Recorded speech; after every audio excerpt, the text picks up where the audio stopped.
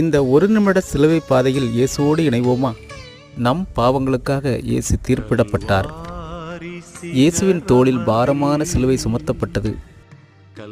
வழியில் முதன்முறை தரையில் விழுகிறார். தன் தாயின் சந்திப்பில் ஆறுதல் பெறுகிறார்.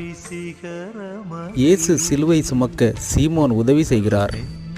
இயேசுவின் முகத்தை வெரோனிகா என்ற பெண் துடைக்கிறாள்.